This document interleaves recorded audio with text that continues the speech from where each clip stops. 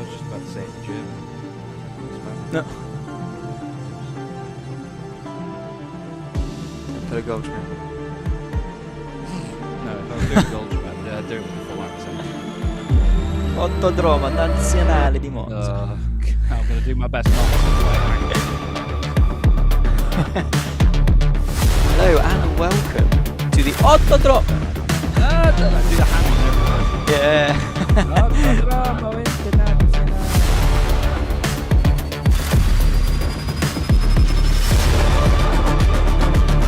Can we just agree to call it Parabolica as well, by the way? Oh, thank you so much. Yeah. Yeah.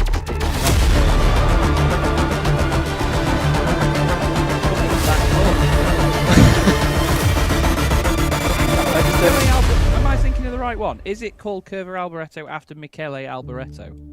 Because Michele Alboreto never won a Formula 1 race. Oh no, he didn't. He won 5. All right. All right. Yeah, shut you up. He won 5 races in 14 years. I remember him doing that badly with McLaren in his last year that they replaced him after like 3 Grand Prix. 1993. He joins.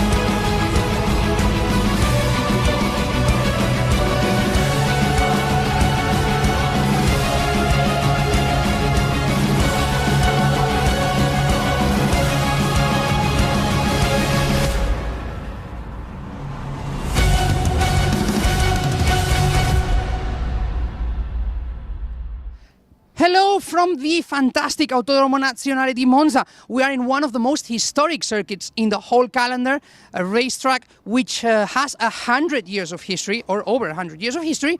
And of course, this means that we are in one of the places where the drivers want to win the most of the whole year. Well, drivers, of course, want to win everywhere and in anything that they do, be it motorsport or anything else. But, of course, we are looking at a racetrack where we know positively that things are going to get spicy. Why? It's very simple. Because if you look to my right, you can see the fantastic main straight here in Monza. It is a main straight that is very long. It has a tendency to create slipstream battles. They will matter in qualifying, which is already behind you by the time that you hear this. It's still ahead of me. But of course, it will matter even more on the races, because drivers will have to defend themselves from those rivals who follow them very closely, and they will have to take advantage of any guy who they have ahead of them, and they can try to overtake. But before we look too much into the future, why don't we recall what happened last time out, back in Imola, in our first of the two Italian rounds on this summer, both very hot and both very Italian, very classic, which we love to see. And that was basically, we had two new winners for this season. That was Ian Aikmans and, of course, Patrick Huizenreuder. That was important, not just because it was the first win of the season for them both, but also because it was the first victory for their respective teams, MP Motorsport and Griffin Co. What this means is that we have extra candidates for the win. Palou Motorsport, of course, the great favorites. They also won in Imola with James Egozzi, the guy in red. And as you know, red cars always get a little bit more horsepower here in Italy, and he will be the man to beat this weekend here in Monza, as he has been so far throughout the season. Now, can anyone beat him? This is what we're going to find out ahead of us with our two races this weekend. We will have Palou Motorsport. His own teammates can be big rivals. They were very competitive already in Imola. But also we have to think of MP Motorsport, of Griffin Core. We have to think of Technicar. They were very competitive as well. First podium of the season with Kasper Stuka in Imola. And that means that we have maybe more candidates than ever to stand on this place. The best seat of the house, if you ask me. Let's try to see if it's comfortable, because we have to decide if this is somewhere. Yep, I think that this is the best place on the house. It's pretty comfy, although I think the drivers will want to stand on it rather than sit. But for the time being, I'm satisfied with being here on P1. So guys, take it over. It's time to enjoy ourselves. Thank you very much, Alex Garcia. Hello, everybody, and welcome to the next round of the EUROCUP-3 series here in 2026 from the gorgeous Monza, the Temple of Speed. We're all very excited to be here for this next round of the championship. My name's Chaz Draycott. I'm delighted to have alongside me, as ever, Zach Sweeney for another weekend of racing. Zach, this should be a pretty unique round of the championship. Yeah, it should be indeed. Hello everyone, hope everyone is very, very well indeed. And I mean, Monza is a classic, it's historic, and the racing that we're going to get is absolutely incredible. Today is going to be a battle of, well, big racecraft, right? You can have a small bit of a pace deficit and still make that up with the slipstream, with the push-to-pass systems as well. Situational awareness is going to be a huge factor throughout the race today, and of course the race tomorrow as well. And for our championship leaders, they're going to really want to maximise their results here this weekend, potentially for some limit some damage, because, well, we all know what can happen down at T1 at Monza. Yeah, absolutely. I think the last couple of months have seen a few incidents down there in different series, so hopefully none of that for us here this weekend. But one thing I wanted to touch on is that there might be a bit of karting mentality here. Obviously, slipstreaming and being in a train is very important in karting, which I know you know very well, Zach. So you can imagine that some of the drivers will call back on their sort of karting prowess to race here very well, won't they?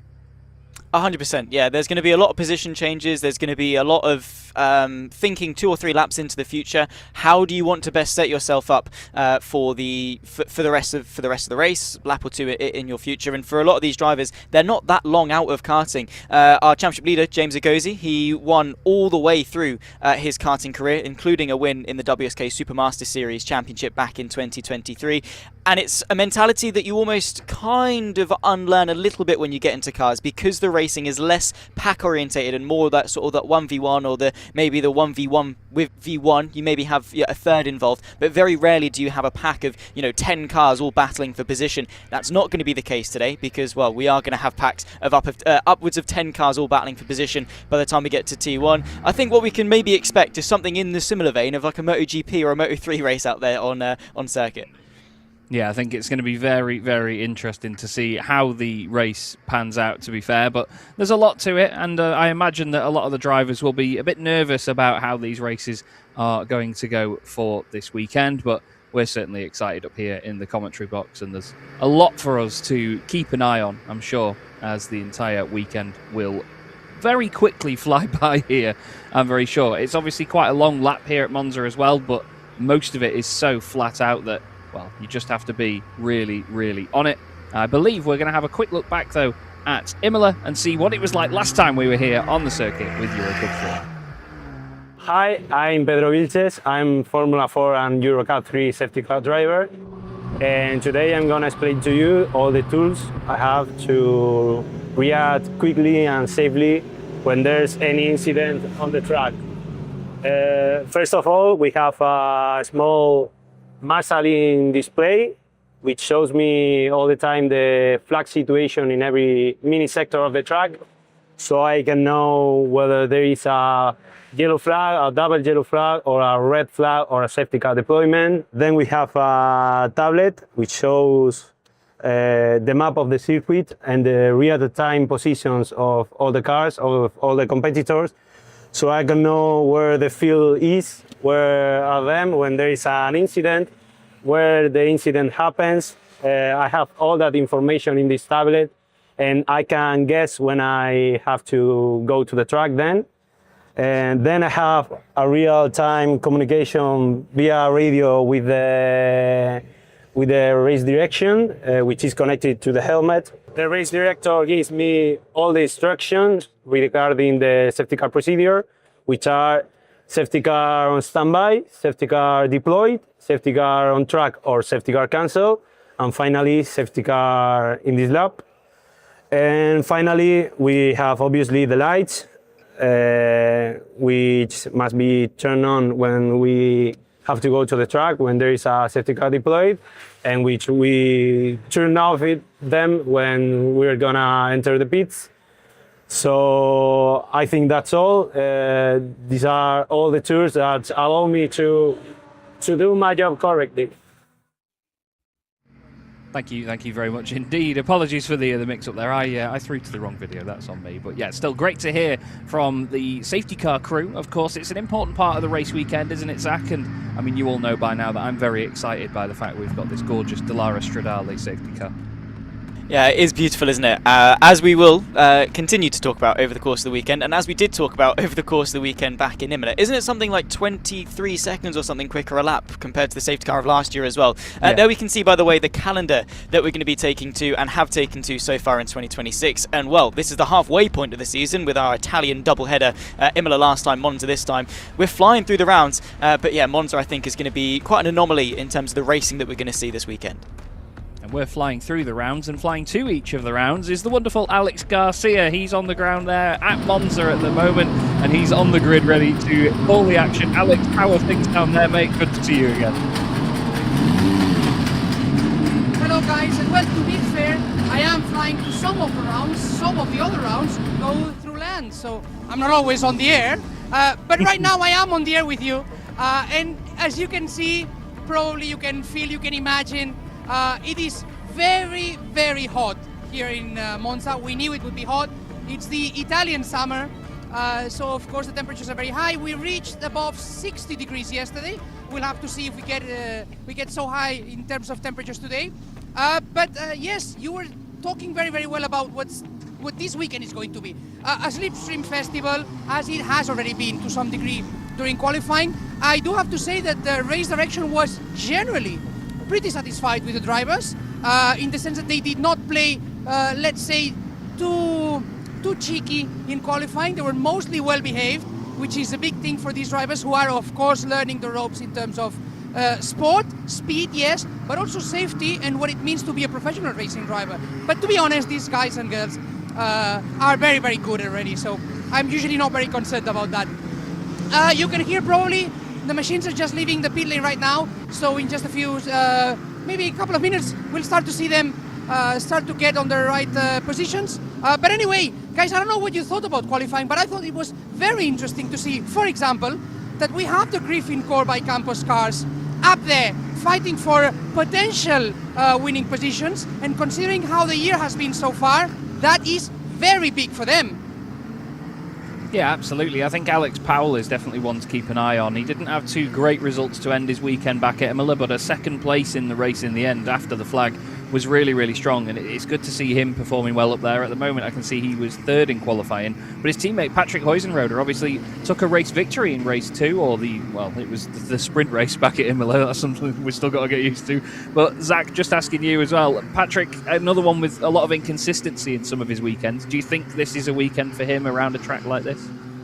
Yeah, it is. He has raced here before as well, by the way, in the GB3 Championship back in 2025, the season finale of that one as well. So he is accustomed to this circuit. He also took P2 in race 1 back in 2025 as well. So it's a circuit that he knows that dynamic of. Pace is one thing, of course, but today is not necessarily going to be about that pace. We've already spoken about that if you're not in the slipstream, you can lose upwards of 0.3 a lap. So if you've got a 0.3 of a lap deficit, as long as you're in the slipstream, you're able to make that up. Being clever and racing with your head is going to be the key to success. Not going for a move too early, or maybe even leaving the move too late, banking on the slipstream being maybe a little bit more powerful than it potentially is late on in the race. Having that sort of that way up in your mind, that decision making, is going to be critical. But for Patrick Huizenroder, he's starting this one on the third row of the grid in P5. A lot of opportunities going into T1. It's all going to be a case of whether or not you can set the tone of the rest of your race by keeping it clean through the opening chicane, because it's very easy to pick up a bit of front wing damage. It's very easy to run off wide, get caught up into the gravel, get tagged around, as we have seen in championships in the past. So today is all going to be about getting yourself through lap number 1, getting your head down, finding that rhythm, and just finding your space in the pack. What about Ian Eichmans as well, Alex? He's starting from 11th on the grid in this race, second in the championship. He doesn't want to see that gap get any bigger to James Agosi. Exactly. Ian Eichmans, of course, one of the big names this season as a rookie. We knew that he was one of the names that we should keep in mind, especially considering, do not forget, that he started his single-seater story a little bit later than some of the other drivers. He's basically a year behind in that sense, but he was quick from the get-go. First year, he was able to finish second in the Formula 4 Spanish Championship. First year here in EUROCUP-3, and he is being competitive, so definitely a man to look out for. One small correction that I need to make to you guys, that's because it has been a relatively late decision. We do have some changes to the grid, in particular to James Agosi, who has been handed a 5-place penalty for impeding Keanu Al-Azari, which means that we have, of course, Rafael Perard still in pole position, but Alex Powell climbs to the first row of the grid ahead of Pradel and Huizenroder, with Al-Azari starting from 5th, Lammers 6th, and of course Agosi falling to 7th place. So we do have some stories in there, which I think will make this race just a little bit more spicy than it was already going to be. Yeah, it's not going to be a case of James Agosi driving away from pole position and taking a win like he was on to back at Imola, but certainly throws him back in the pack, and that levels the playing field a bit between himself, Eichmans, and Al-Azari as well. Obviously, Al-Azari moving ahead of him. What about Heitor Dall'Agnol as well? He's going to be looking for a bit more, not quite redemption, Zach, but obviously he had a bit of a tough weekend in the end back at Imola, didn't he? He did. Not basically through any fault of his pace. He got a 5-second time penalty in the first race of the weekend. James Agosi suffered a fuel pump problem. That retired him from the race. Palau Motorsport were running away with it. And to be fair to Dall'Agnol, he was keeping pace with Agosi over the course of race 1. Didn't quite have the pace to win it. And then James Agosi had the fuel pump problem. Dall'Agnol then was able to take his maiden victory on the circuit for all of about, 4 or 5 hours before he was then handed a 5-second time penalty for basically chopping off the nose of, I think it was Keanu Al-Azari off the starting line for race 1 a bit earlier on. But here's how they line up for today. So we've got Perard and Powell then lining up on the front row of the grid for today's first race. Or, well, it's the only race of today, but the first race of the weekend. Patrick Huizenroder will then line up alongside Pradel on the second row of the grid. Now that they've both been moved forward, Al-Azari and Lammers make up the third row of the grid. Look out for Keanu Al-Azari. Agosi then alongside Heitor Dall'Agnol, both of them doing really well at Imola. Can they do the same again? El Fagali is next up alongside Strauven. He was another one that was really exciting back at Imola. Eichmans wanting points in the championship. He starts alongside Bart Harrison. Then we have Kasper Stuka and Andrej Petrovic on the 7th row. Two Brazilians, Feldman and Florentino, next up on the grid. Then it's Tom Vanichkal starting down in 17th alongside Bostandiev. Then we've got Panetta and Nathan Ty. Don't forget, he's been going well in the F4 Spanish Championship as well. He rounds out the top 20. Then it's Harfield alongside Caretti, car number 44. Bianca Bustamante starting 23rd. And then we've got Mattia in 24th place. Gennaro Trapper alongside Kolovos on row 13. And it's Campos and Beckley side by side. We've got Barboy, and Juan Cota is back again, starting in 30th position. Juan Cota is another driver that did very well back at Imola, Alex. A really exciting driver to watch, but starting from 30th, not the easiest start to Juan's weekend. No, not the easiest start, and in fact, not a start at all, because we also know that Juan Cota is not going to be starting this race due to the damage sustained by his car in qualifying. Unfortunately, it has not been able to repair the car in time for that race today. But the goal is, of course, to still be prepared for tomorrow's qualifying and race 2. Again, very unfortunate, because we know that he's a driver that could do something interesting. He was quick enough in Imola, and he was really, really excited about doing something special in Monza. But unfortunately, he won't be starting this one. Yeah, it's a big shame. A big shame. I did see that there was obviously an issue for him in qualifying, but hoped that it would be the case. Obviously, these teams are all very talented, very capable. It's very often the case that we'll get a car out there, but yeah, it's a shame that he won't be taking to the grid in this one, because, like I've alluded to, he's a very exciting driver to watch. And to be fair, Zach, I think from that far down the grid, he could definitely have been a threat to even the point-scoring positions, to be fair. Anything can happen in Monza, as we all know. You know, it's a circuit where you can make those places up through the pack, but unfortunately we're never going to know for Juan Cota. And also as well, I think there is a little bit of a shadow over his head based on whether or not he'll be able to race tomorrow as well, purely because from what I've been told, there is damage to sort of the main structural component of the safety cage of the car as well. So if the team can't repair that to a sufficient standard, then obviously that means no racing for the rest of the weekend, which is a huge shame, because as we know, Juan Cota is a driver who, like a lot of the drivers, have come from more sort of humble beginnings and doesn't get to race week in, week out. You know, these weekends are a big opportunity for him to prove himself and potentially pick up some key sponsorship, and to not be out there on circuit, I'm sure is going to be heartbreaking for the TC Racing driver, who will, yeah, like we say, be itching to be out there on circuit. But I think throughout the field, you've got some very exciting prospects. Now, of course, James Agosi right in the thick of it into turn number 1. We've already spoken about that carnage can happen. And to be honest, you know, Monza is one of those circuits where you kind of want to be starting, obviously, on the front row, but then also sort of in that mid-pack. I don't really want to be starting 3rd, 4th, 5th, 6th, 7th, 8th, 9th or 10th, because you are right in the thick of it. And, you know, one small mistake, not even from yourself, but from another driver, and that's your race over. Yeah, it can very quickly happen that way. And speaking of a session being over, obviously we alluded to Juan Cota having damage during qualifying. Alex has got a little bit more information on that, I believe. Yeah, to add just a little bit more to what Zach was saying, we are of course in Italy. We are of course relatively near to Dallara, to Parma, as you know. So it's not so much an issue of not being able to repair the car or have the parts back. That is absolutely no problem.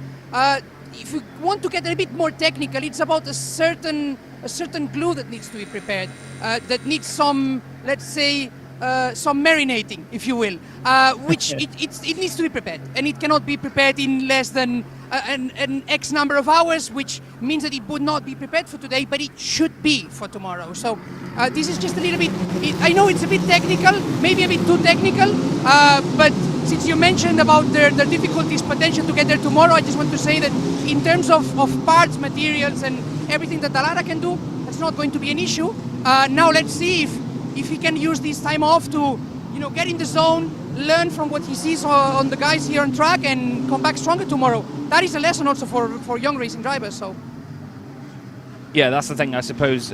You know, you have to be realistic in motorsport, and sometimes a weekend doesn't go your way, and very early on in the weekend it could all go to pot, and you just have to think about how you're going to bounce back. You know, I often say that, especially in motorsport, people will always remember how you bounce back more than what you bounce back from if you do it well enough. So it's all about making sure you recuperate the weekend in a good, strong way and score points later on. We've got cars heading down towards the Della Roggia chicane. There's James Agosi, car 48.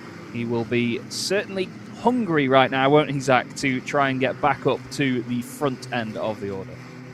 Yeah, 100%. And just on your point as well, for racing drivers, you're not necessarily defined on your highs. Don't get me wrong, championships, race wins, they do mean a lot, they do carry a lot of weight. But what teams are more interested in, what sponsors are more interested in, is how you can bounce back from your lows. That is what defines you as a driver. Is, yeah, fair enough, you can go get the wins, but have you got the mentality, have you got the strength to come back through when you get hit with some adversity? And I think for James Agosi, that is going to be one of these opportunities. Taking that knock in qualifying, he's got to shake it, he's got to get his head down and go from what is a very favourable P2 to challenge for the lead into T1, to get control of this race early doors. He's now sort of at the mercy of the rest of the top 10, and bearing in mind that James Agosi will have a somewhat of a target on his back as well. Coming into this as a dominant championship leader, no one's really going to be wanting to roll over and let him past. No, absolutely. They will want to make his life more difficult for sure. If anything, they will see him. They'll see those yellow flashes on the wing mirrors in the rearview mirror, and they'll think, you know what? No, I'm not having any of this. You've won enough races this season, Sunshine. Worth reminding you as well that Rafael Parade, the car that starts at the front of the grid, although it's in that sort of dark, wonderful sort of, it's like a dark bluey grey colour, lovely looking machine, is still a teammate of the likes of Heitor Delagnol and James Agosi at Palu Motorsport. Just a different coloured car, and you see it would have been a Palu front row completely, but now it's a different kettle of fish. But some lovely looking cars once again making their way up towards the starting positions. And with it being such a big grid here, Zach, something that I'm sure we will continually mention all season, you don't really want to sprint away too far at the front of the pack as the pole sitter, because you're going to spend a long time then sitting in your grid box waiting for the field to form up, aren't you? You are. Maybe on a day like today, though, you're not going to be too... you're not going to feel too hard done by if your tyres cool down a little bit, based on just how hot the track temp is. From what I can see on the timing screen, 54 degrees Celsius, and that is brutal. We know how good these Hankook tyres are. They can take a bit of a battering, but every little helps. You want to keep those tyres in as cool of a temperature range as possible. A lot of high-speed corners here at Monza, of course, so you are putting a lot of mechanical load through them, and you want to make sure you're not having to scrub them too much, especially in a race that is going to be dictated by where you are in a pack and how well you can make those overtakes. Absolutely. It looks now like we've got the final few cars lined up. You can see the heat haze heading down towards turns 1 and 2. It's quite daunting, actually, the way that those massive arrow boards are reflecting. There is your pole sitter, Rafael Parade, car 33, hoping to take a strong result from this one. He currently sits 8th in the championship. His best result was the latest race in the championship as well, back at Imola, finished in 2nd place. You can see he's aimed over to the right-hand side of the grid to try and defend from Alex Powell starting alongside him. We're ready to go then here at Monza. The green flag flies at the back of the grid, and for the first time this weekend in the EuroCup-3 series from Autodromo Nazionale di Monza, we're away. It looks like there's a car. Oh, it's Alex Powell. Alex Powell does not get moving from the front of the grid. Everybody seems to have avoided him. Lovely stuff. There's 3 or 4 of them don't get going, but Powell does not move. That is devastating. Gets promoted to the front row of the grid. Doesn't make use of it. Alizari down the inside into turn 1. Is that Agosi already up into 4th place? Yes, it is. What an incredible start from James Agosi. Really utilises the opportunity. Huizenrode has gone 2nd. Parade has held on to the race lead. But wow, instant moves from James Agosi. Puts the car in the right place at the right time. Lammers, Strauven, Eichmanns, Alfagali, and then Delagnol and Harrison complete the top 10. But Agosi, well, he's making a real point here, Zach, straight off the bat. Yeah, he tried to go around the outside of Keanu Alizari through the Roger as well. Unfortunately, no dice for him on that occasion. Rene Lammers just in his rearview mirrors as well. As we make our way through turn 6 and 7 through here at the Lesmos, Rafael Parade trying to lead away from his maiden pole position in the championship. Would have been full of adrenaline, full of nerves. He absolutely nailed it. And Alex Powell ultimately not doing so as well. Another big gainer on the opening lap. Nathan Ty from P20 up to P15, right in the thick of it, as well as he gains another position and up into P14, ducking and diving on that run in towards Ascari for the opening time. But so far so good for our pole sitter, as Parade will comfortably lead the opening lap. He'll be really happy to lead the lap by that much as well, so he's not got car right up behind him, and you can see the weaving begins. Huizenrode trying to stay in his wheel tracks, utilise the slipstream. You would think that realistically moving around you'd scrub more speed than anything, but the slipstream's so strong in machines like this that it's worth doing just to get that little bit of toe, as they call it. Now they go single file round the Parabolica, the final corner here, which we're going to refuse to call Curva di Alboreto this weekend. Rafael Parade makes his way across the line, and it's a heck of a lead to have at Monza, 1.1 seconds, and this is going to make it even better. He's got Al-Azhari having to go at Huizenrode down in towards the first chicane. Al-Azhari's going to get that move done. Huizenrode cannot put the car in the right place to defend it. Lammer's now in 5th position as well, ahead of Strauven, and he's on the back of James Agosi. But all of this will play into the hands of Rafael Parade if they continue fighting here, Zach. This is perfect scenario if you are our race leader. Yeah, he's going to be loving this. Of course, he's going to be doing a lot of the hard charging, looking in his mirrors and saying, yeah, carry on, lads, by all means. Outside line for Patrick Huizenrode. He's late on the brakes, but he's not got it stopped in time for the Roger. He has to cut across the circuit and will ultimately have to give up that time gained. Al-Azhari will re-inherit P2. That is going to put James Agosi up into the top 3 as well. Huizenrode will try and defend through turn 6 at the Lesmo, trying to minimise the damage there as the championship leader tries to charge his way through. Keanu Al-Azhari concerned of pure pace this weekend as René Lammers runs off the road off the exit of turn number 7 as well. But Al-Azhari concerned about his pure pace. No concerns out there on circuit. His racecraft alone has put him into P2 on lap 2. Really, really good stuff there by Keanu Al-Azhari. Really committed, and now we keep our eyes on what he can do to chase down Rafael Parade. Obviously, no slipstream really for him from there. But I tell you what, Huizenrode did a great job there to give that position back and then not lose the time to Agosi as well. I was sure that Agosi was going to sweep around the outside in the first of the Lesmos, but it did not work for him. And I'm sure Huizenrode will be a little bit relieved at that. A little bit of movement in the battle in the background there. I think that was Panetta and Petrovic. They have just swapped places as well, so maybe I was actually right for once. We've got Lammers now looking in his rearview mirrors with Strauven, and just behind him, El Fagali trying to get in the mix too. There goes Agosi. Agosi. Right through into 3rd place, into the slipstream, then goes to defend on the right-hand side from Huizenrode. Now, if these two fight, we're going to get the same effect again. That's going to mean then that Al-Azhari can move away from them and head up further up the order. And look at that, Lammers wants a piece of this too. He gets a really good run as Agosi dips a wheel onto the gravel. Thank you very much, he says, round Curva Grande. Agosi straight back into the slipstream. And this is great to see, though, because usually in the first race of the weekend, Agosi drives off, but now he's in the mix and he's having to fight at a circuit where it's a lot more difficult than any other. This is excellent fun.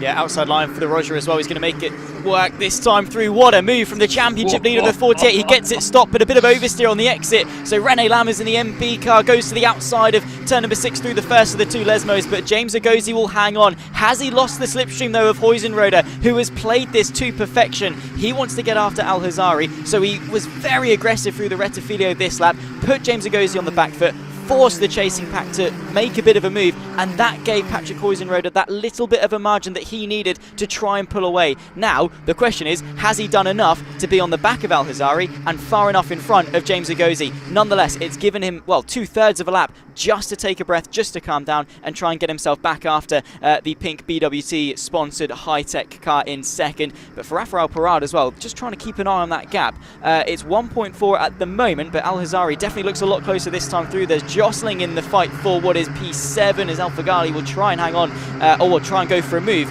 on Thomas Strauven into Parabolica, as we'll tip away onto what is a, so far, very chaotic opening 4th lap of the race. This is just what we wanted, isn't it, Zach? This is fantastic fun so far. Really good slipstreaming, great battling, drivers trying to outbrake each other. There's drivers everywhere swapping purple sectors here. Strauven did purple sector 1, Trapper did a purple sector 2, purple sector 3 was just done by James Agosi, of all people as well. Down the inside goes El Fagali, and Eichmann's actually pushed out wide onto the curb. He manages to keep it pointing in the right direction. I won't lie, I have kept my eye on Alex Powell, and he's already back up into 20th position. He's made a really good recovery considering that he was stationary while everybody else stormed off down the road. Kasper Stuka is in the pit lane, and unfortunately, by the look of it, out of the race. He didn't even complete the first lap, so I think he was the other car that was stationary, very quickly pushed off the grid, I can imagine. There is Huizenrode still in 3rd place, but now Agosi can direct his attentions to him. Now he's not worrying about René Lammers just behind him. Parade, let's not forget, also leading in the rookie class too, and he's got a couple of non-rookie drivers between himself and Lammers. So a great opening start to this race here. And because it's such a long lap, I'm a bit disappointed we're going to get fewer laps than we are at other circuits. Again, it's one of those races where you want to hide the checkered flag and just have everybody keep running, because this is great already. Yeah, it's really good to see. Of course, for Rafael Parade, he's going to be searching for what will be his first victory. He came ever so close back in race 2, or the third race of the weekend, back at Imola. But, well, other than that, hasn't finished on the podium. It was his maiden pole position heading into this weekend, and right now he's in a very good opportunity. Just when Al-Hazari closes the gap, Parade is able to pry it back open again, stay within that 1.4 second margin, and just have enough of a gap that he's able to continue, well, a not dominant run at the front, but for now quite comfortable side by side as they come out of Curva Parabolica for Delagnol. I think it was Bert Harrison as well in the fight for 9th and 10th. The fight as well as James Agozi tries to fire one down the inside of Patrick Huizenrode into turn number 1. They nearly touch wheels. The championship leader getting his elbows out and back into the podium places. Very naughty, wasn't it? Just a little kiss there on the way in, just says, here you go. He's written Hancock down the side of his right tyre for a second time now. But that was very, very close stuff. But these are the margins they're dealing with. Now there is the number 2 machine of Kasper Stuka, and he's got a suspension issue there. You can see that's very much not connected. I'm not very mechanically sound-minded, but I can tell you that is not how it should be, unfortunately. And they are still working on it straight away, rather than worrying about it and thinking, well, we'll watch the race and then crack on. They're getting on with it now, making sure that it is fixed as soon as possible. There are the movers and shakers on the left-hand side of your screen. But our boy's gained 8 positions up into 21st place so far. A good run for him. You can see it was Pradel was the other driver that really struggled off the start, dropping 17 places, which is a big, big shame. Panetta has also gained 5, but just outside of the top 10. Bart Harrison, I'd argue here, needs to be careful in this fight with Feldman and Delagnol, because it's the final point-scoring place of this round, isn't it, Zach? It's a brutal point-scoring system in this championship, which I'm a massive fan of, having just 10 positions in a huge field. But they really need to mind out, because it's either 1 point or none. Yeah, the difference between 11th and 30th is probably quite large, but in terms of the points, it means absolutely nothing. Ducking and diving as well, once more into Parabolica. That's the 22 of Andrej Petrovic for Technicar, trying to go to the outside of Alex Feldman. Petrovic and Stuka both poor results in qualifying, but had the pace. They got held up on a couple of their laps, and as such, were trying to make their way through. For Stuka, of course, not to be the case. James Agozi now starting to pressure Keanu Al-Hazari in towards turn number 1 here at the Rettifilo. We've seen a couple of times these two come to blows and have some fantastic racing. But now is the case. Do you work together? Do you use the slipstream? Do you use each other's push to pass to, drive yourself onto the back of Rafael Parade? Because right now the gap is only 1.3 seconds. If you're clever about this, with 21 minutes left to go, you can still get after him. I think they've answered the question here, though, as James Agozi tries to go to the outside for P2. All it's going to be, though, is giving the advantage back to the race leader. Yeah, that's the thing. You can't be overdoing it, can you, really? You have to be very, very careful. And just think the longer picture here. That's what this race meeting's going to be all about, I think. They've got to be so, so careful. Because it's all exciting thinking, I've got so much slipstream, I can just drive past this guy in a straight line. Very easy. But then they're going to do that to you. So you have to think where you're going to be and when. Like I said at the start of the broadcast, and I will say again until tomorrow afternoon, karting. It's very similar to karting. Think about the slipstream, tap the lid, say, let's work together. James Agozi's not working together with Al-Hazari. He's already ahead of the bright pink number 14 machine. And he is now, I'm sure, going to make waves up to the back of Rafael Parade. It's almost like he's in a different car. He's so fast, isn't he? He's unbelievable, is James Agozi. He's so far taken 4 wins and 6 podiums so far this season. Down the inside as well, eyeing up a bit of a move. That's Strauven on the inside of Huizenrode, who is dropping back into the pack. The number 5 tries to go the long way round, though. And side by side as they make their way onto the start-finish straight, Huizenrode just with about maybe less than half a car length of an advantage, trying to squeeze his way through, though, as the number 9 of Thomas Strauven will have to tuck back into the slipstream. But that's the beauty of it. You tuck yourself back in and very quickly you can pull yourself back out because you've got the advantage. Outside line as they go side by side towards turn number 1. Huizenrode late on the brakes, but even later the number 9. It's too late for Strauven. He cuts across the chicane and will have to relinquish that position back to the number 5. Yeah, and it's good that these guys learn this so early on in their careers as well.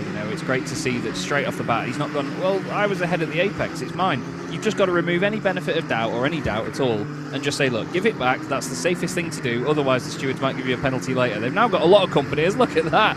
Through goes El Fagali. Thank you very much. I'll have some of that. No, he's going to lose the place again on the exit. This is why I love Monza. It's just excellent switchbacks here and there. But El Fagali now back in front of the pair of them. Lovely stuff. And all of a sudden, on the pitch here as well is Ian Eichmann. He says, go on, man, this looks like fun, guys. If you two just want to have a fight, we'll just take these positions straight off you. And now, also in the mix, is Aitor Delagnol. This is what Monza is all about. all you can do is have one little battle through one corner, one chicane, and all of a sudden it's a 5, nearly 6 car battle with Bart Harrison there just behind them. It is fantastic how these races develop here at Monza. And of course, a lot of these drivers, because they are so young, they've been brought up in the world of sim racing as well, and they get themselves in a Formula 3 car on iRacing. They know just how good the slipstream is. They've done this hundreds of times in the sim, and we're seeing that out on circuit. We're seeing those punchy, aggressive moves down the inside as well, once more into Parabolica. Also look out for the Red Bull livery car of Time Vanichkul, who's making some good headway. He's up into P12 currently. He was P3 here last year as well in race number 2, finishing behind the top 2 in the championship of Mattia Colny and Valerio Rinicella.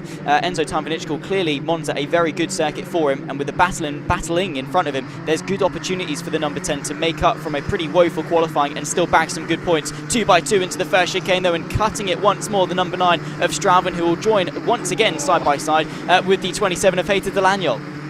Yeah, he was just saying, look, Delagnol, that gravel's really nice out there. Why don't you just have a little sample on the exit? That was, whoa, very close stuff. I was expecting more than that. But yeah, you're absolutely right, though, about Time Vanichkul. It looked like he was trying to make the move on Petrovic in the background there, but don't think he made it work. Car into the pit lane. I think that's Gennaro Trapper, is it not, in car 84? Yes, it is.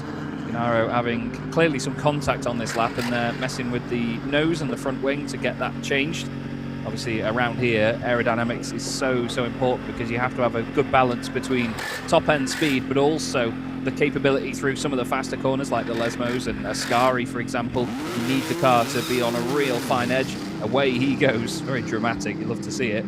But that's going to take him out of what potential contention he was in earlier on. The high-tech machine will still at least complete the race. He's not going to have a DNF against his record. But back to the front. It's spread out a little bit now, but not in the favour of Rafael Perard. Looking at the last 2 laps, there was 0.8 of a second between Egozi and Perard, and the closer he gets, Zach, the more that gap is going to be, or the more the difference is going to be.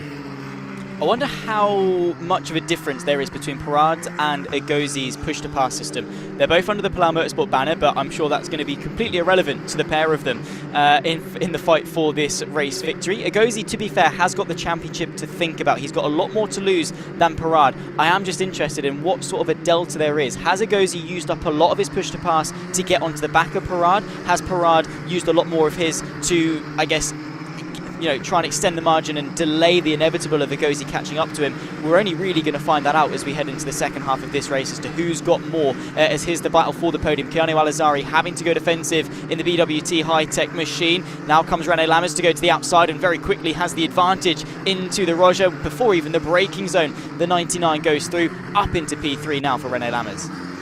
Lovely move that by Lammers, great commitment. But you're absolutely right on the push to pass, Zach. It's not just a sort of an attacking tool. You can use it in defence as well, and think about when to deploy that to just reopen a gap to a driver behind. So you have to think very strategically on when and where you're going to be using it. But right now, Perard is getting closed in on by Egozi tenfold. Egozi was a 10th faster in Sector 1, he was 2/10 faster in Sector 2, and now he's within a second. That slipstream is going to be very, very apparent. There is the completely sponsor-adorned car of René Lammers. It's definitely one of the most decorated machines on the grid. And then, of course, Keanu Alizari trying to stay with him, but Lammers is really flying on this lap. He's done a purple Sector 1. He's just a bit quicker than Perard in Sector 2. He's really on the move right now. It looks like El Fagali's having a bit more of a breathing room part of the race, with Huizenrode next up. But good news, everybody. We've only just gone into the second half of this race. There's plenty more still to come. I was worried it was one of those races where you suddenly look up at the timer and there's 1 lap left. But no, we've got to the halfway point. And this now, Zach, for the drivers, will be maybe a bit of time for them to just take in the situation at this stage and then maybe form a plan for later on, surely. It's a good opportunity to reflect, as that's very aggressive. Heiter Delagnol once again. Strauven, oh my goodness me, if you take how many times he's cut that first chicane so far this race. Delagnol will still get the run on the exit and go to the outside through Curva Grande. You'd have to imagine that Strauven will inevitably have to just lift out of that and give him the position back, but that's a battle for P8, and meanwhile they're just losing time and time relative to those in front. Strauven will have to back out of that and give Heiter Delagnol the position. It has allowed Bart Harrison and Andrej Petrovic and also Enzo Time Vanichkul to close back into this. We've got a 5-car train queuing up behind Hayter Daniel, who's, I don't know, is it too early to put the anchors down? I mean, very quickly, he's in P8 right now, which is a decent position. Surely just let Strouven go. He's quicker, sit in a slipstream, try and use him to close onto the back of Ian Eichmann's, because right now, if you drop the anchors, still just under half of this race to go, you can find yourself at the back of that train and down in P12.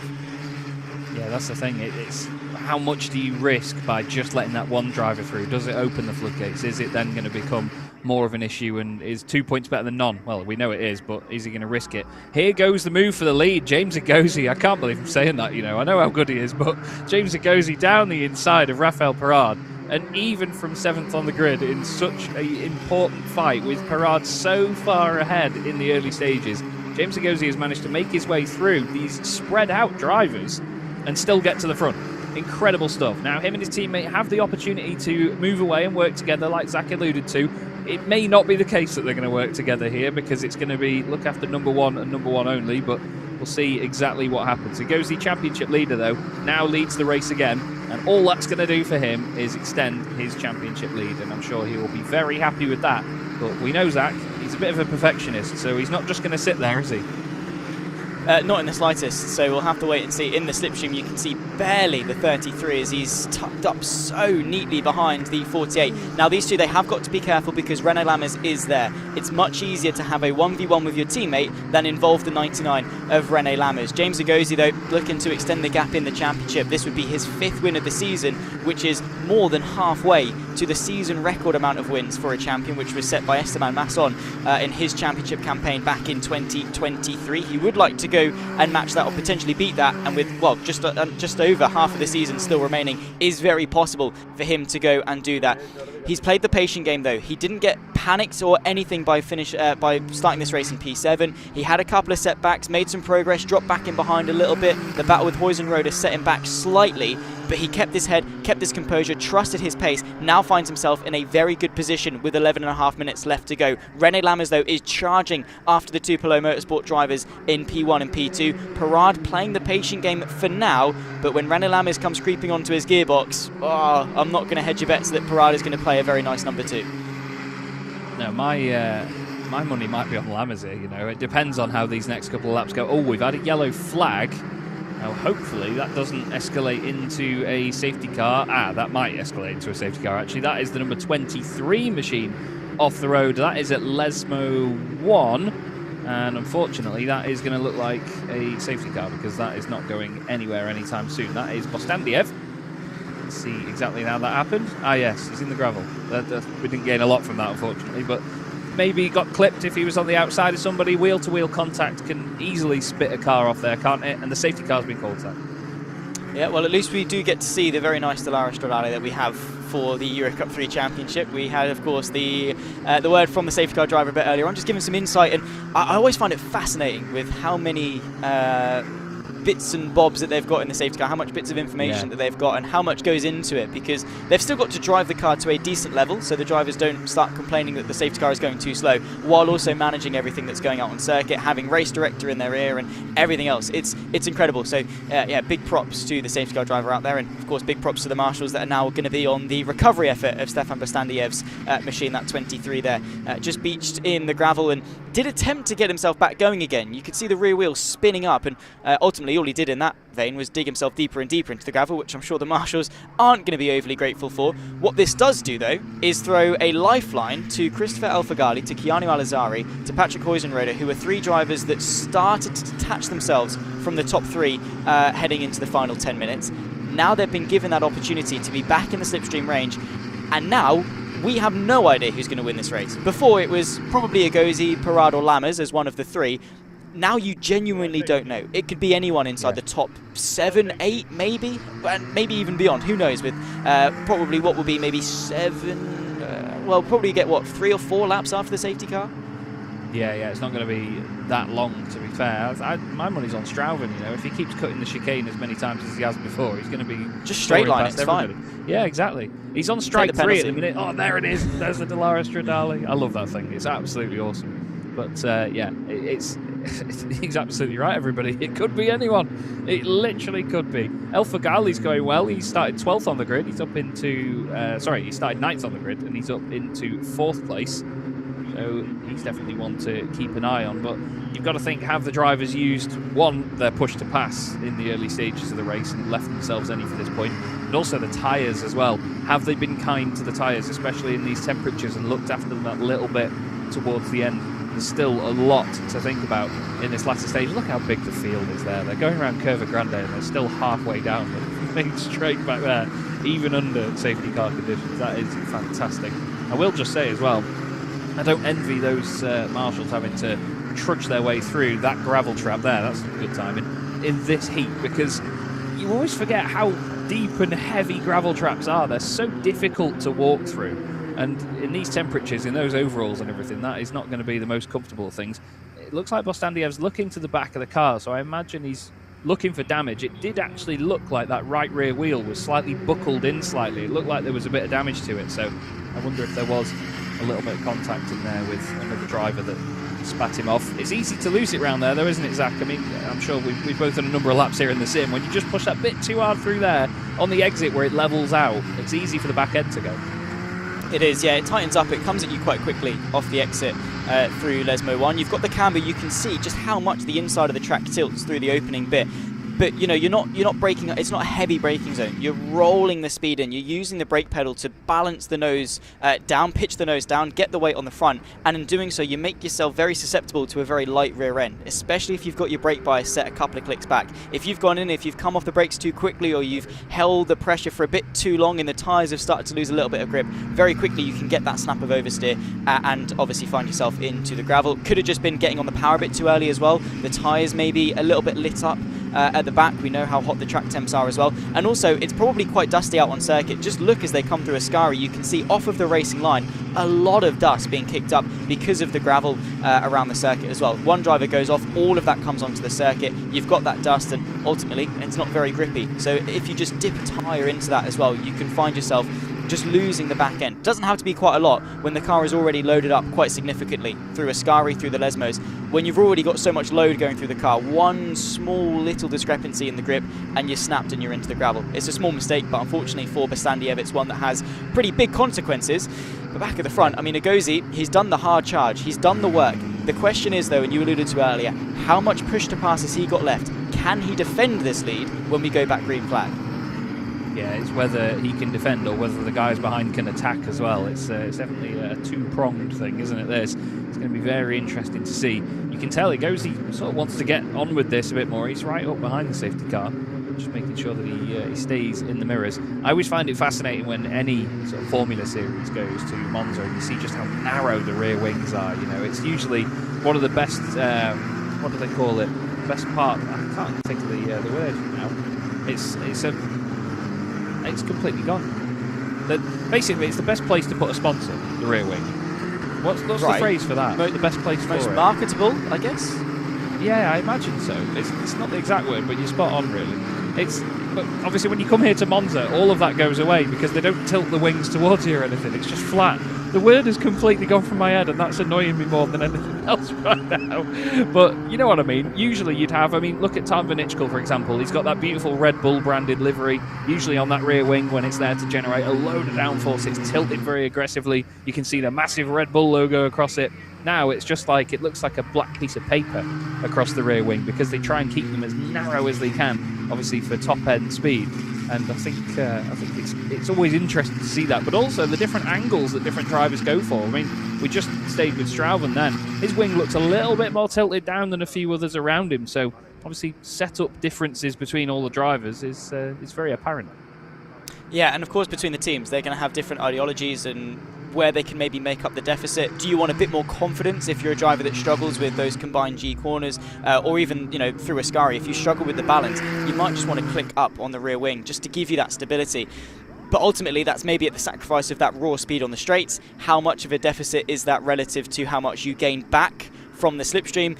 It's those things that they'll be weighing up in practice. I think for a race like this, though, as the safety car comes into this lap, you want as little rear wing as possible and just suck it up and deal with it in terms of your apex speed. James Agozi, though, you can see in full control of the field and will want to burn as much of the race time out as he possibly can. He puts his foot down, though, and they'll charge towards Parabolica.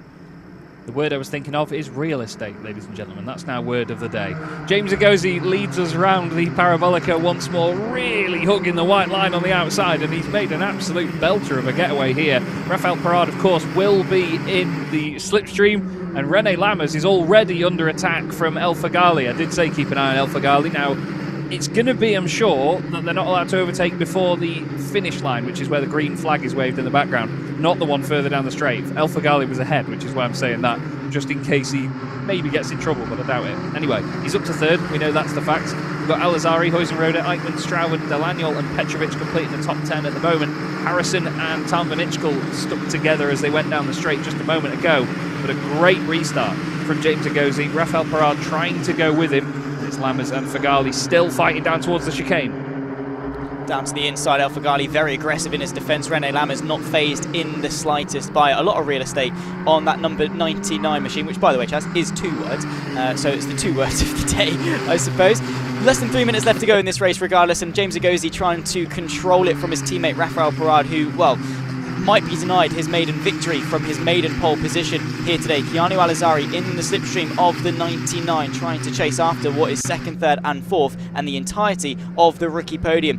Weaving, though, a bit of a serpentine from Agozi just to break the toe slightly, but Parade has nailed this restart. He's not pressurised Agozi, whether that's a can't or a won't. Nonetheless, it's given them the position now where they've got a lot of space behind them, and this can be a 1v1 between the two teammates heading on to the final couple of laps of this race. Yeah, it's going to be very interesting now. They've got that gap, but like you say, it's whether Parade tries straight away to have a go at him and risks it with longer left in the race, or whether he just sits behind him for one more lap and just uses that slipstream. Looks like Agozi's just got that final corner absolutely nailed. He gets such a good run out of there every single time. And Parade has to use the slipstream, not to get ahead of him, but just to stay with him down that main straight.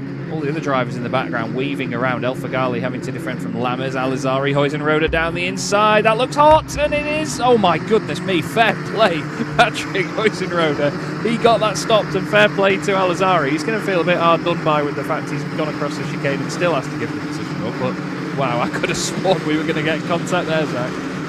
Yeah, opposite lot going into the chicane is not what you want when you're going hard stop from the fastest speed you're going to be doing on the circuit. Keanu Al-Azhari having to defend because Ian Eichmann is putting some pressure on him into the Raja. He's going to settle just in behind Patrick Huizenrode at the end of that one, who again did very well. A hawk back to his karting days as well, going, you know, getting it backed up and sideways into the corner there.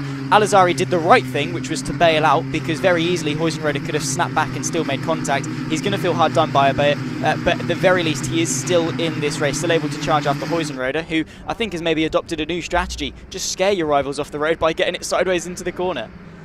Yeah, that's the thing. It's scare tactics on a very extreme level that I haven't seen before, but yeah, fair play. It was great to see them both make it through the corner, and obviously it means that we will get a green flag, or touchwood, green flag finish to this race. And it's the top two still breaking away. Really good work this by Rafael Parade, because what he's done now is give himself one more lap of this race to be right with his teammate, although it is 30 minutes plus a lap, and we have 12 seconds left as they go up to the line. So we are going to get one more on top of this. He tries to extend the start-finish straight a little bit, but I'm pretty sure, Zach, that will be this lap and then another one, so extending the race almost as long as possible now. Yeah, literally just. Now here comes the move, though, to the outside through the Rettifilo between the two teammates. Agozi defending, a bit of a front right lock up there. He pushes his teammate wide. They both go off the road at the first chicane. Parade will keep the race lead. They're side by side as they come out towards Curva Grande. 2 laps left to go here at Monza, and it's side by side for the race win. Well, Parade went for it, and Agozi couldn't quite defend it how he wanted to, and look at him weaving around behind his teammate now, saying, I'll try this way, I'll try that way. It's fantastic movement from him, but Agozi stays in a straight line and just says, you know what, I'm going to stick where I am. I'm not going to show him that I know I'm under attack. No chinks in the armour or anything like that. You've got Lammers and El Faghali working together, car off in the background there. I think that might have been Eichmann's that went across the chicane. We'll obviously keep an eye on him going down the timing screen if he does. But Agozi, wow, he's pushing through Lesmo too. That looked ridiculously fast through there. Visibly, it looked quick as he went across the apex and then skipped across that curb on the exit. Parade not just wanting to hold on to second place here, though, Zach, but of course the lead in the rookie class as well.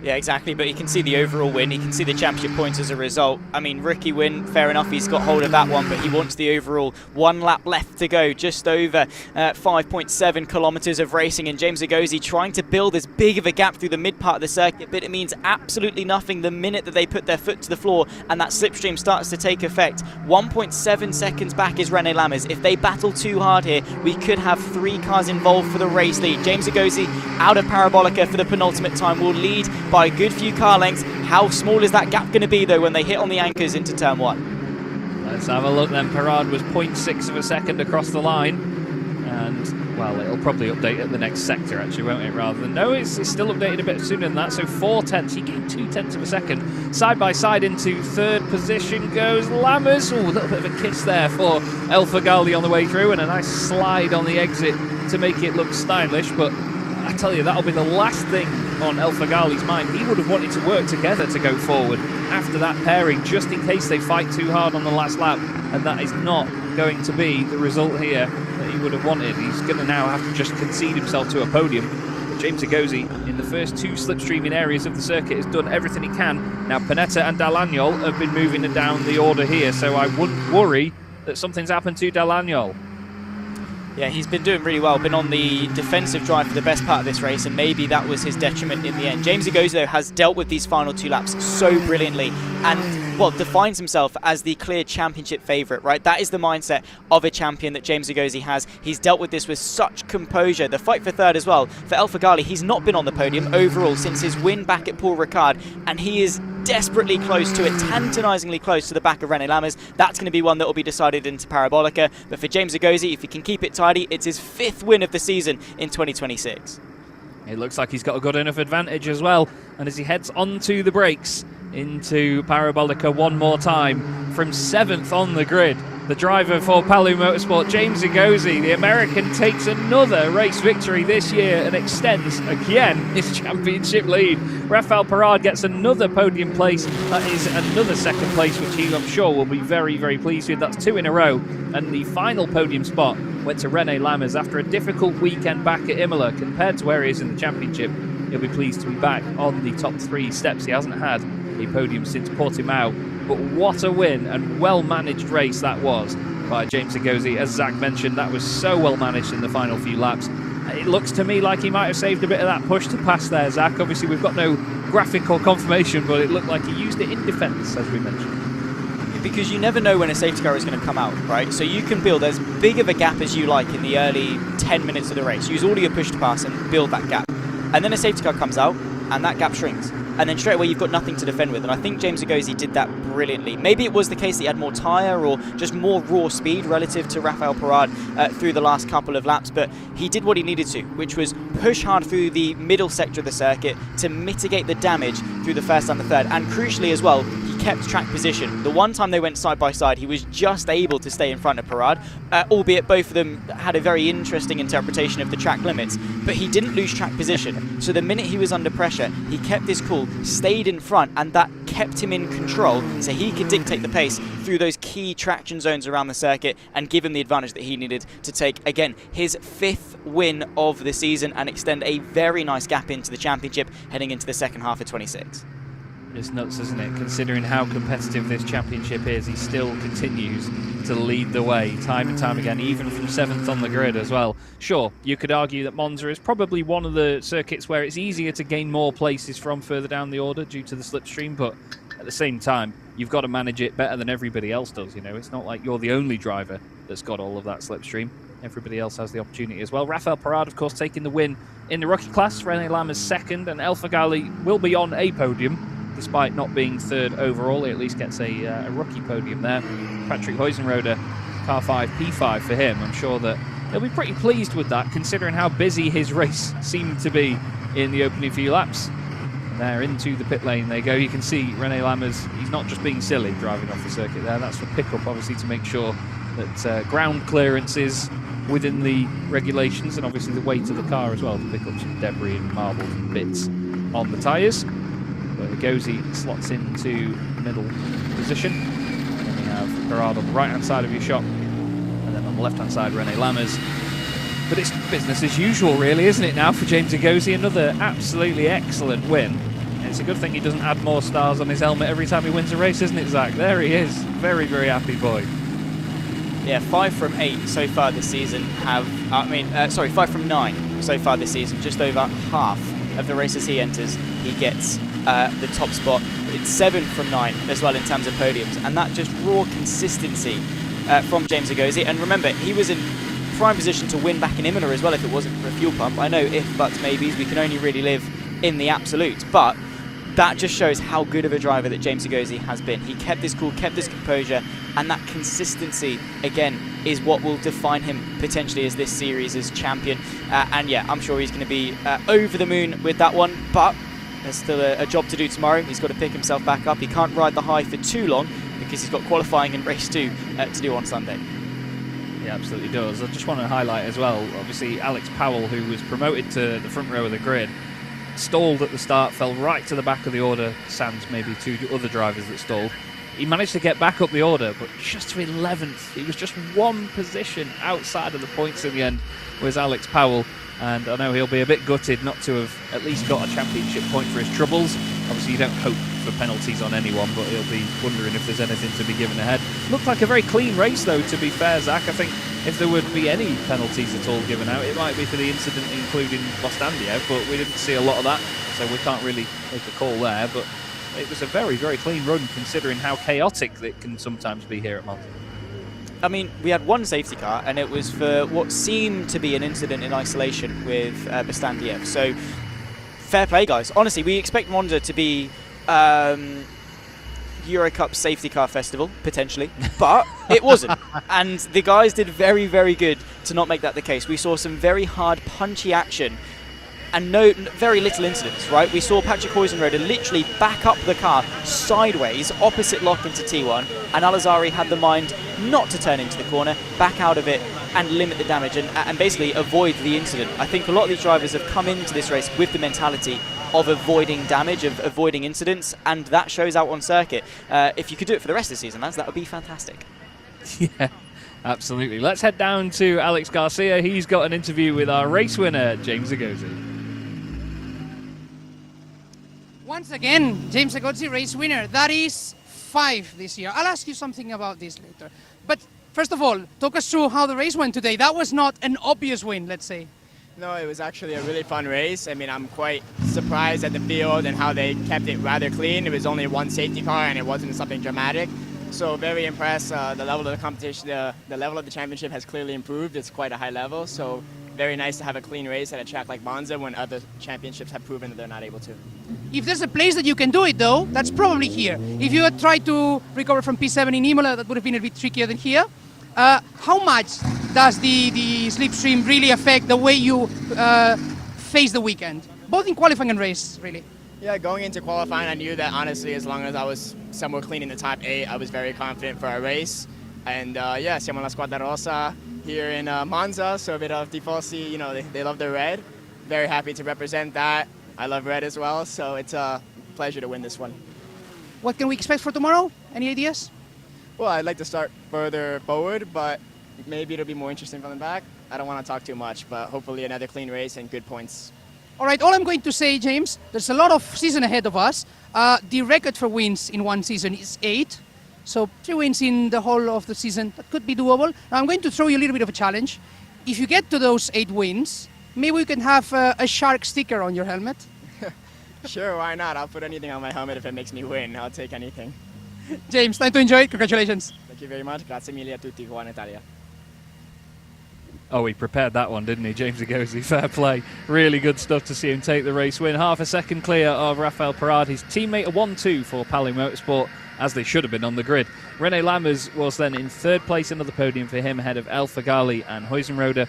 Then Al-Azhari finishing in 6th place, ahead of Strauven, Eichmanns, Harrison and Petrovic gets the top 10 in, I think, his first appearance of the season. I'll have to look back and just confirm whether that is. Alex Powell is 11th, ahead of Tan van Ichkel in 12th, unable to make further progress past his teammate. 2 MP Motorsport cars of Pradel and Feldman. Pradel was the other driver, actually, that stalled at the start, so another good recovery from them. Then it was Florentino, Campos, Tai, Panetta and Bianca Bustamante finishing in 19th position. Heitor Delagnol did actually complete the race, so it wasn't an incident that took him out completely at the end, but he finished in 20th. Then it was Kolobos ahead of Coretti and Barbui in 23rd. Harfield, Mattia, Trapper and Beckley, the last drivers that finished. Obviously, we saw Bostandiev out of the race. Kasper Stuka remained in the pit lane after completing 8 laps. But wow, what a busy race that was there, Zach. Really good fun to watch, and it's great knowing that we've got another day to do it all again tomorrow. Yeah, I'm buzzing, to be honest, for tomorrow's racing. As we expected coming into Monza, I was speaking to James Agozi a couple of days ago and just after Imola, and he said, yeah, I'm looking forward to Monza. It's a circuit he goes well around in terms of pace, but equally he knew that it was going to be a little bit chaotic. He knew there was going to be some intrigue, as we all did coming into this weekend. So I hope everyone, thank you for your company, by the way, joining us, watching along at home. I hope everyone did enjoy that, because we did, and very much cannot wait for another lot of 30 minutes plus the lap tomorrow. There you can see the provisional championships, and good news, Chaz, my spreadsheet correlates to the provisional championship of the official results as well, which is always nice to see. But James Agozi, 168 points with a 78-point margin over Ian Eichmann's in P2. That is a very cushy margin heading into the second half of this season. Yeah, he'll be absolutely over the moon with that, but it's really interesting to see how close it is behind as well. Only 8 points between Ian Eichmann's and Keanu Alazari. I know that Eichmann's will probably be a bit relieved after that, to be honest, considering that he started a bit further down the order than the other drivers. So, yeah, I know there'll be a bit of relief from a number of them after that first race of the weekend. The two teammates having a bit of a chinwag afterwards. He's just always got a smile on his face now, and you can't really blame him, can you, with the way that his season's going? It's been absolutely electric so far, and it shows no sign of slowing down. That's the thing. It's not like it's been a flash in the pan in the early stages, is it? He's just been fast straight off the bat, and he's consistent to go with it. Yeah, exactly. He's got the best machinery. Paloma Motorsport clearly doing very, very well, and we've seen that through the season. They were P1 and P2 in qualifying at Imola. They were P1 and P2 in qualifying today. Obviously, that wasn't how it started on the grid, but that's how they qualified with, of course, Parad and Agozi sharing the front row. And ultimately, Agozi is the best driver in the field. He is phenomenal out there on circuit. And again, today proved that. Starting P7, right in the thick of it. Had a lot to prove, a lot of things to manage, and he went forwards, he went backwards, but he knew that he had time. 30 minutes plus a lap is a long time in this sort of format. So he knew he had time. He trusted his pace, kept his cool, didn't do anything irrational, didn't send any silly moves or anything like that with Huizenrode, who was being a little bit of a roaming chicane, if you would like, out there on circuit. He kept his cool, played the long game, and then once he got into P2, drove his way onto the back of his teammate, didn't rush anything, and again trusted his pace. And that's exactly what you want to see. That level-headedness exactly is what you'd expect from a championship. Yeah, definitely. It's level-headedness is key, because especially at a younger age as well, where drivers are still getting in tone with how to manage a weekend, how to try and keep their head on if things don't go right, or just make sure that they stay in tune with the car and obviously the team as well, and keep the mindset right over the course of a weekend. It's certainly difficult at a younger age, but it's good that they're all able to just sit and have a chat afterwards after the race. I love that. It's great even when you can do that with your friends when you're sim racing, but to be able to do that in real life, it's like when you finish the karting session at Team Sport or something, isn't it? Just go and sit around afterwards and have a good chinwag. It's one of the best bits about it for me. They are ready, by the sound of it, for the podium. But another win for Agozi. As Zach rightly mentioned, that's 5 so far this season. There's only been 2 times when he's not been on the podium. And that was one was a DNF at Imola, and the other one was a P6. So it's hardly like it was that far out of the points either. So very, very strong consistency from him. Just 2 podiums all season for Ian Eichmann's, by the way. One was a win and one was a third, but he's only been on the podium twice so far. It's just amazing how much of a spread of drivers there is that we see on the podium. I think that's one of the best things about this. It's remarkably competitive, isn't it? It is, yeah. And yeah, I mean, I haven't got the full numbers as to how many people have stepped on the podium, but it is quite a few. Going all the way back down to Enzo Tambunickel, who currently is sat P14 in the championship, which I think says everything that you need to know about the level on this field, the unpredictability, the level of competition, and equally it means that you have to be even more exceptional to excel to the standard that we're seeing from those at the front. So yeah, really, really good to see from James Agozi, but Ian Eichmann's as well, as a rookie as well, let's not forget, incredibly impressive to be in the top 10 on 8 of the 9 occasions so far this season, and it's those points again that mean prizes. Yeah, points mean prizes indeed, and I can confirm it's 13 of the top 14 drivers have all been on the podium so far throughout this season. Sorry if that got a little bit loud for everybody else there as well. I could barely hear Zach over the end of that, so if he has mentioned that it's 13 drivers, sorry mate. But yeah, the only driver inside the top 14 that hasn't finished up there is Thomas Strauwen. I mean, he's too busy on chicanes to be over the podium. There is René Lammers, 3rd place for him. 2nd place going to Rafael Perard after a hard-fought race there. That's his second place in a row. And then joining him on the podium, we should now have our 5-time race winner this season, James Agosi. It's a wonderful podium up there at Monza, one of the most iconic in the motorsport world. I've had the pleasure of standing up there and watching a GT3 race from there, which was great fun. But now we should have the national anthem of the United States.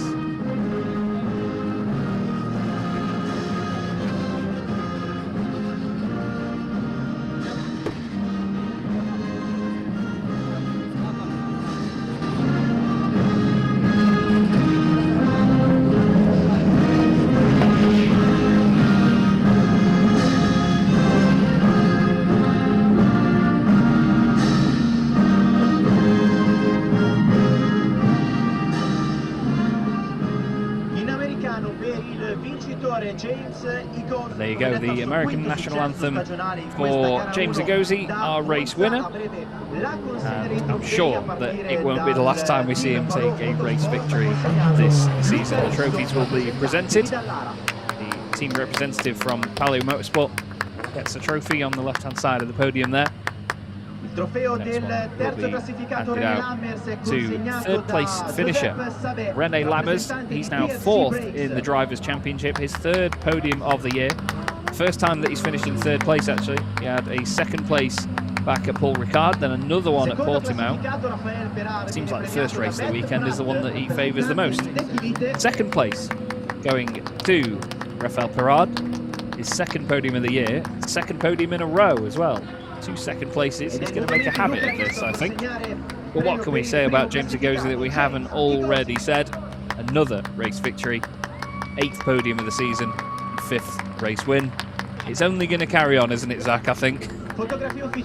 Yeah, the unofficial outro of EUROCUP-3 is now the United States of America national anthem, because we hear it so often on the podium. He's going to be chuffed, though. And of course, for Perard, I mean, it's nice to see that he was so close to potentially getting a race win. Losing out to your teammate and the championship leader so dominantly of James Agosi, though, not bad in the slightest. And I'm sure these guys are going to be quite eager to celebrate. You can see there. No patience in getting the cork off to start spraying each other. Of course, I hope they've got a spare set of overalls or a very good air dryer for their overalls heading into tomorrow. But yeah, incredible stuff from both Perard, who, again, P2 is not a bad result in the slightest. Overall rookie win as well for the 33. He's going to be over the moon with a good result, and we'll be looking to do exactly the same, I'm sure, tomorrow, if not one better. Right, we will see you again tomorrow for more Euro Cup 3 action, everybody. From Chaz Draycott and Zach Sweeney, we'll see you again tomorrow.